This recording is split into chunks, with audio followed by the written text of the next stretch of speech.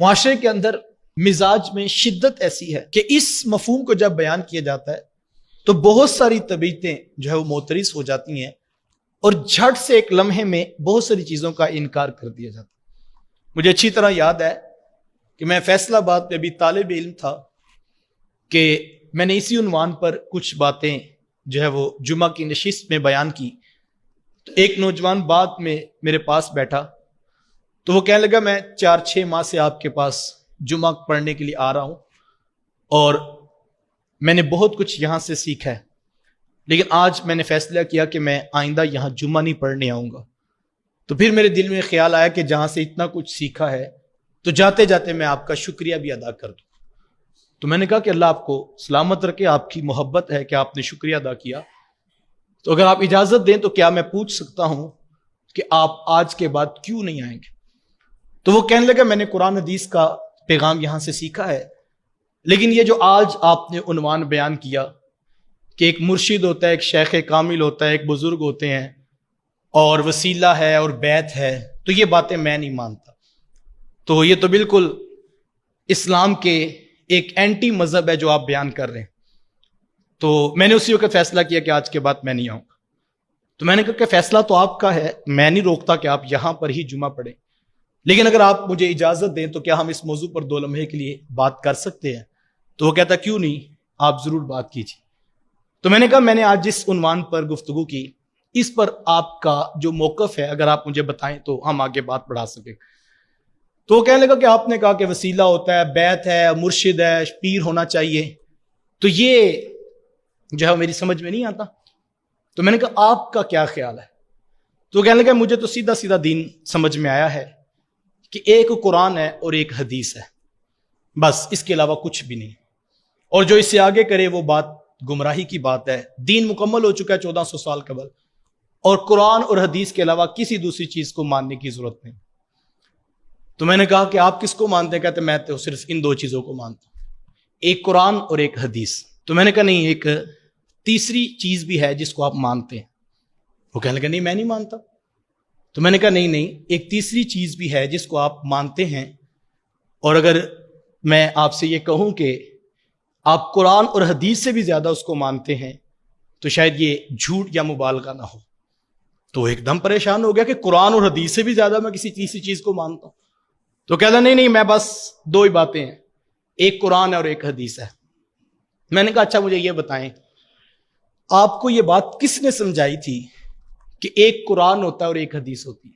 تو وہ خاموشی سے میری طرف دیکھنے لگا۔ میں نے کہا وہ کوئی شخص تو ہے نا جس نے آپ کو اتنا پکا یہ سبق پڑھایا کہ ایک قرآن ہوتا ہے اور ایک حدیث ہوتی ہے اور تیسری کوئی چیز نہیں ہوتی۔ تو میں نے کہا تیسرا وہ شخص ہوتا ہے جو یہ بتاتا ہے ایک قرآن ہوتا ہے اور ایک حدیث ہوتی ہے، اور یہی میں نے آج خطبہ دیا ہے کہ تیسری شے کوئی نہیں، لیکن تیسرا وہ ہوتا ہے جسے وہ یہ بتاتا ہے کہ ایک قرآن ہوتا ہے اور ایک حدیث ہوتی ہے۔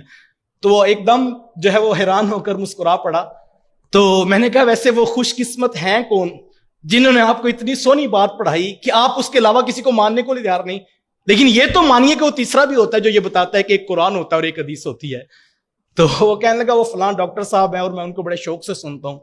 تو میں نے کہا بس نام کا فرق ہے، آپ اس کو ڈاکٹر صاحب کہہ رہے ہیں، میں ان کو شیخ کامل کہہ رہا تھا، میں ان کو مرشد کامل کہہ رہا تھا۔ تو نام کے بدلنے سے چیزیں نہیں بدلتی۔ آپ اس کو راہبر کہہ لیں، آپ اس کو استاد کہہ لیں، آپ اس کو شیخ الحدیث کہہ لیجئے، آپ اس کو شیخ القرآن کہہ لیں، آپ اس کو علامہ صاحب کہہ لیں، آپ اس کو حافظ الحدیث کہہ لیں، آپ اس کو اسلامک اسکالر کہہ لیں، آپ اس کو PhD ڈاکٹر کہہ لیجئے۔ نام بدلا جا سکتا ہے لیکن حقیقت نہیں بدلی جا سکتی۔ یہ اتنی بڑی حقیقت ہے، اتنی بڑی حقیقت ہے جس کو کوئی شخص نہیں جھٹلا سکتا۔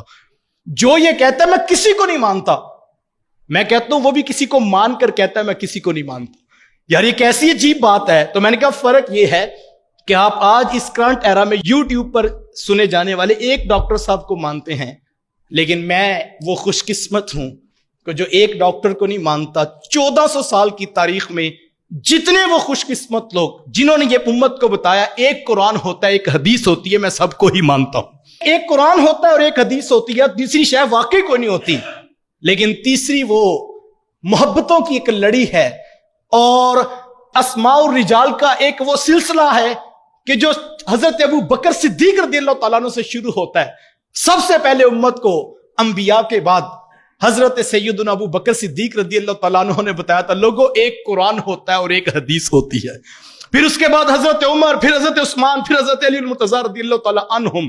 پھر یہ تو صف اتنی خوبصورت ہے کہ اس صف میں کہیں داتا گنج بخش علی حجویری کھڑے ہیں تو کہیں پر خواجہ معین الدین چشتی حجویری کھڑے ہیں، کہیں پر امام بخاری کھڑے ہیں تو کہیں پر امام مسلم کھڑے ہیں، اور کہیں پر فقہ کے امام اعظم ابو حنیفہ کھڑے ہیں.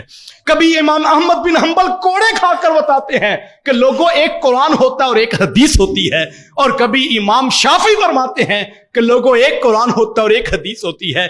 وہ جتنے خوش قسمت جو یہ بتاتے بتاتے امت تک پیغام محبت بتا رہے تھے کہ ایک قرآن ہوتا ہے اور ایک حدیث ہوتی ہے، تیسری شے تو واقعی کوئی نہیں ہوتی، لیکن تیسرا وہ خوش قسمت ہوتا ہے جو امت کو یہ بتا رہا ہوتا ہے کہ ایک قرآن ہوتا ہے اور ایک حدیث ہوتی ہے. اور جو یہ نہ بتائے اس کو ماننے کی واقعی ضرورت نہیں، لیکن امت تک یہ پیغام، امت تک یہ محبت کی بات، پوری 1400 سال کی تاریخ کے اندر لاکھوں لوگ ہی کھڑے ہیں جنہوں نے امت پر احسان کیا. جب امت بھٹکنے لگی انہوں نے آگے بڑھ کر رہنمائی کی، نہیں میاں تیسری چیز نہیں آنی چاہیے، تیسری چیز کی گنجائش نہیں، لیکن تیسرا وہ شخص ہے جو ہمیں یہ بتاتا ہے کہ ایک قرآن ہوتا ہے اور ایک حدیث ہوتی ہے. بات تیسری نہیں ہے، سوال یہ ہے کہ جو یہ کہتا ہے کہ مانتا میں کسی کو نہیں، وہ کسی کو مان کر کہتا ہے میں کسی کو نہیں مانتا، تو نام بدلا جا سکتا ہے،